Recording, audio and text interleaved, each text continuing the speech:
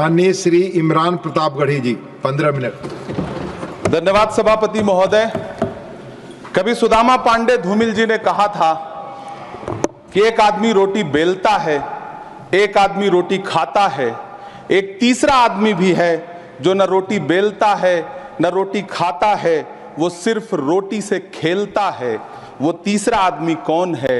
मेरे देश की संसद मौन है। सभापति महोदय, वो भी क्या दिन थे जब संसद में देश का बजट पेश होता था तो देश की सड़कें ठहर जाया करती थीं। रेल बजट पेश होता था तो लोगों की उम्मीदें रेल के डिब्बों की तरह पटरियों पर दौड़ने लगती थीं। पूरा देश धड़कने रोक करके वित्त मंत्री और रेल मंत्री को सुना करता था। अफसोस, अब बजट पेश हो जाता है, मीडिया चैनल सरकार का महिमा मंडन करते हैं और बेचारी जनता बजट के आंकड़ों के शब्द जाल में उलझी हुई महीनों बाद समझ पाती है कि उसका तो फिर से कट गया। सभापति महोदय, पिछले 2 साल अमृतकालीन बजट पेश किए गए और इस बार एक नई शब्दावली गढ़ी गई है, तुष्टीकरण बनाम संतुष्टीकरण का बजट। सभापति महोदय, सुनने में कितना अलंकारिक लगता है ये शब्द। सोच रहा हूं देश की वित्त मंत्री और प्रधानमंत्री जी से पूछूं कि आखिर किसकी संतुष्टि? जिस बजट में मनरेगा के लिए 1 रुपए की बढ़ोतरी ना हो, वही पुराना 86,000 करोड़, जबकि पहले ही 9,754 करोड़ का घाटा हो, जिस मनरेगा से करोड़ों मजदूरों के घर में चूल्हा जलता हो, उस मनरेगा में काम करने वाले गरीब मजदूरों के लिए अगर आपके खजाने से 1 रुपया भी इजाफी नहीं निकल सका तो भला कौन संतुष्ट हुआ साहब? इस देश का गरीब मजदूर या आपके उद्योगपति दोस्त?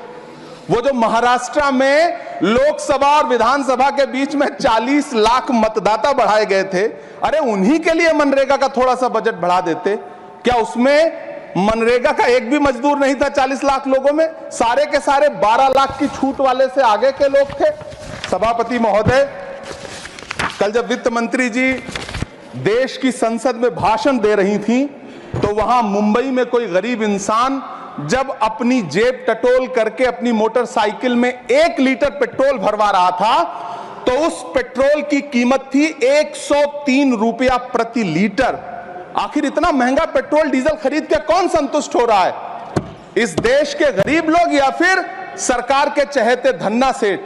सभापति महोदय, वित्त मंत्री जी इस बजट को मध्यम वर्ग को संतुष्ट करने वाला बजट बता रही हैं।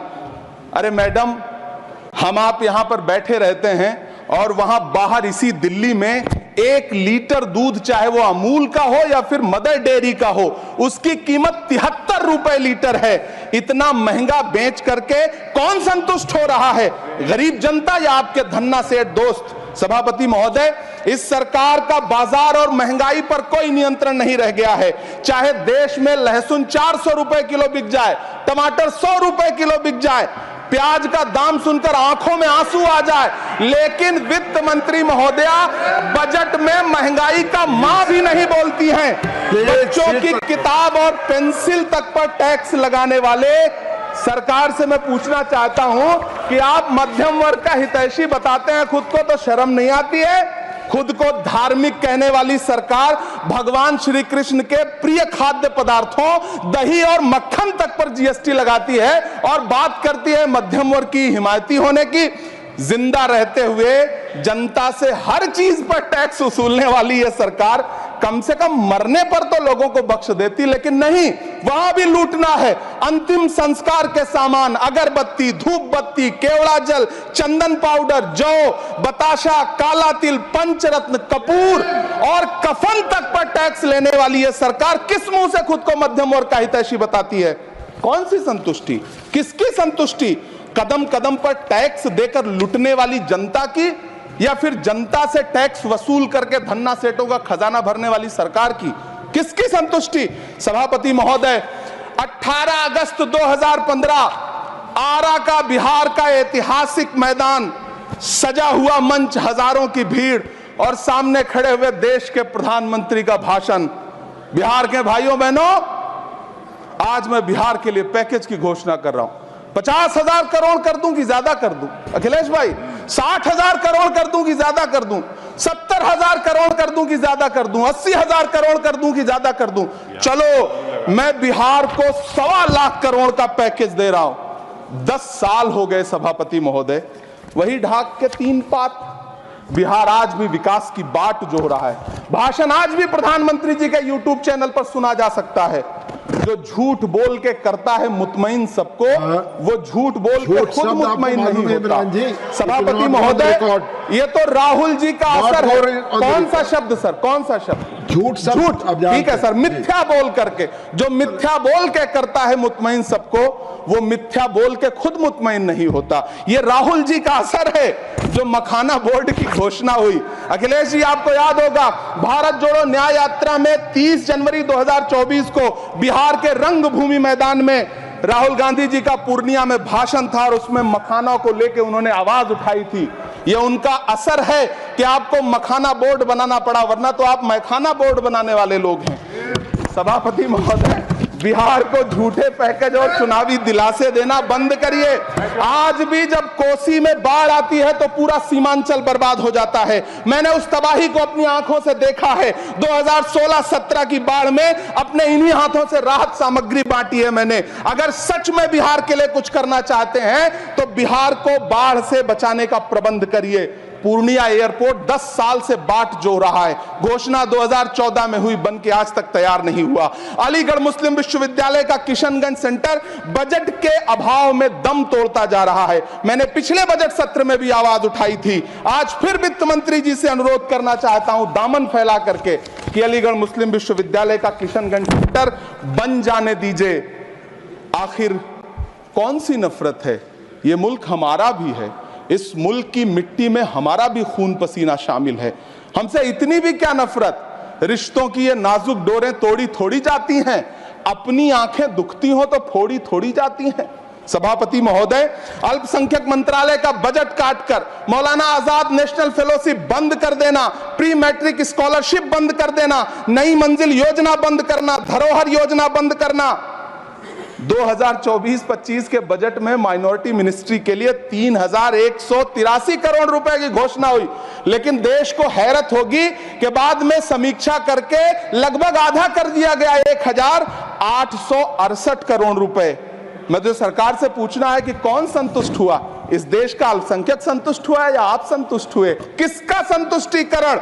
सभापति महोदय, मैं प्रधानमंत्री जी से कहना चाहता हूं कि आप ही ने 1 मार्च 2018 को किंग अब्दुल्ला को, जॉर्डन के किंग अब्दुल्ला को मेहमान बना करके इसी दिल्ली में एक कॉन्फ्रेंस में कहा था कि मैं मुसलमानों के एक हाथ में कंप्यूटर और दूसरे हाथ में कुरान देना चाहता हूं।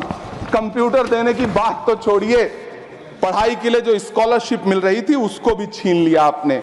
किसको संतुष्ट करने के लिए? हम समझते हैं इस साजिश को। आप माइनॉरिटी मिनिस्ट्री का बजट काटते काटते एक दिन मिनिस्ट्री को ही बंद कर देना चाहते हैं। वो जहर देता तो सबकी नजर में आ जाता, सो ये किया कि हमें वक्त पर दवाएं न दी। सभापति महोदय, मैं तो वित्त मंत्री जी से पूछना चाहता हूं आपके माध्यम से कि शायद आपको पता ही नहीं है कि गृहस्थी चलाने वाली एक गृहिणी की मुश्किलें क्या क्या होती हैं। आपने कभी सोचा भी नहीं होगा कि जब वो किचन में सब्जी बनाने के लिए कड़ाई में तेल डालती है तो उसके साथ उसके आंसू भी गिरते हैं। सभापति महोदय, शायद उन्हें पता भी ना हो कि एक छोटी सी गाड़ी और एक छोटे से फ्लैट का ईएमआई भरने के बाद इस देश का एक गरीब इंसान जब अपने बच्चों की फीस भरने के बारे में सोचता है तो उसे कितनी खुशियों का गला घोंटना पड़ता है। शायद उनको पता भी नहीं है कि फसल बेच करके बिटिया की शादी का सपना सजाने वाला किसान जब अपनी फसल बर्बाद देखता है तो कितनी रातें सो भी नहीं पाता है। सभापति महोदय, शायद वो कभी इस पीड़ा को समझ ही नहीं पाएंगी कि परिवार के किसी एक सदस्य को कैंसर जैसी बीमारी हो जाए तो घर और जमीनें गिरवी रख उठती हैं लेकिन इलाज नहीं हो पाता। सभापति महोदय, इसी देश की संसद में कभी स्वर्गीय सुषमा स्वराज जी ने कहा था कि जब जब देश की करेंसी गिरती है तब देश की प्रतिष्ठा गिरती है। एक तरफ कोलंबिया जैसा छोटा सा देश और उसके प्रधानमंत्री गुस्तावो पेत्रो खड़े हैं, जो कोलंबिया के नागरिकों को हथकड़ी लगाकर लाने वाले जहाज को अमेरिका बैरंग वापस लौटा दे रहे हैं, और दूसरी तरफ हमारे प्रधानमंत्री जी खड़े हैं जो बेड़ी और हथकड़ी लगा करके लाए गए बेटों के अपमान पर एक शब्द नहीं बोल रहे हैं। सभापति महोदय, मैं इतिहास के पन्ने पलट रहा हूं, मुझे दो किरदार याद आ रहे हैं। एक तरफ निक्सन के 7वें बेड़े की धमकियों के सामने लोहे की तरह अडिग इंदिरा गांधी खड़ी हैं, तो दूसरी तरफ खुद ही नमस्ते ट्रंप का नारा लगाते हुए प्रधानमंत्री जी खड़े हैं। मेरे कानों में सुषमा स्वराज जी की आवाज गूंज रही है।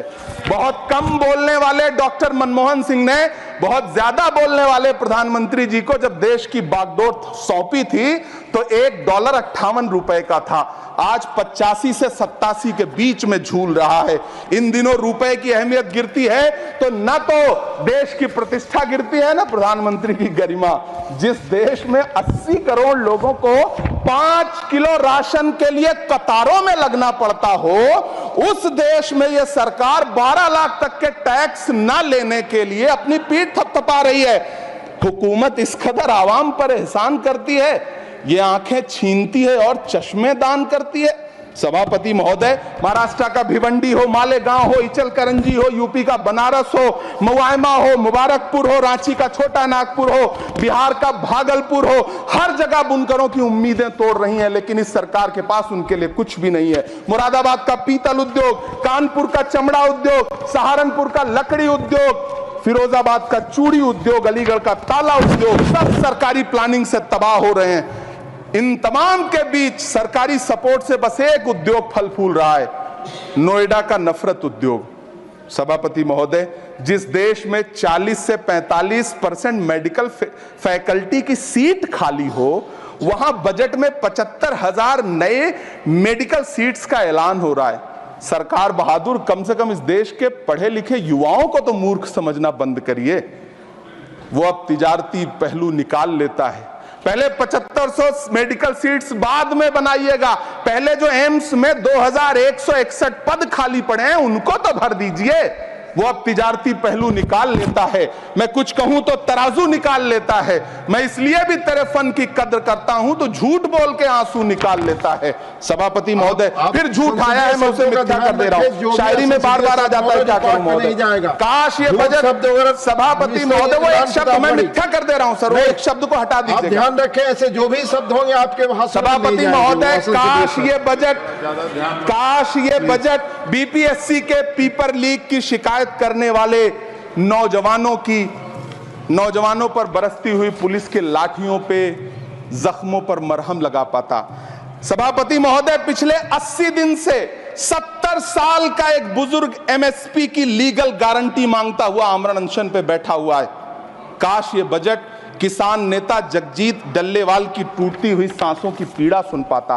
काश ये बजट प्रतियोगी परीक्षाओं की तैयारी के लिए दिल्ली, कोटा, पटना, अहमदाबाद जैसे शहरों में, इलाहाबाद जैसे शहरों में किताबों के साथ गल रहे युवाओं के सपनों को जिंदगी दे पाता। काश ये बजट वंदे भारत के सुनहरे विजुअल के बजाय देश की गरीब जनता को कुछ और पैसेंजर ट्रेनें दे पाता। काश ये बजट सीनियर सिटीजन को ट्रेन टिकटों में मिलने वाली रियायतें वापस लौटा पाता, जिनको सरकार ने कोविड के नाम पे छीन लिया था।